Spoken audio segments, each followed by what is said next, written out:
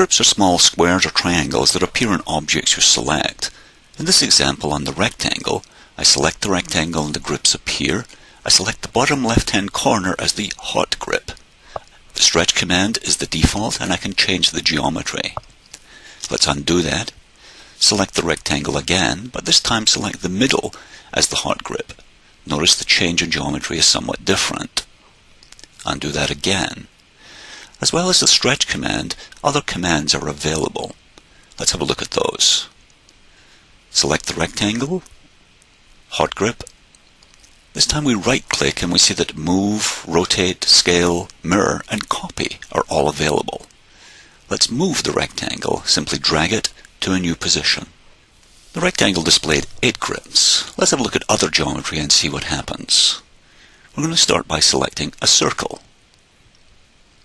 an arc, a polyline, and a spline.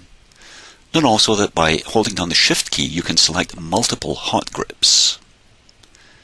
In the Options dialog box, on the Selection tab, you can vary the grip size.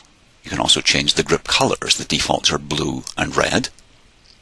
And there are some other options underneath grips that you can change.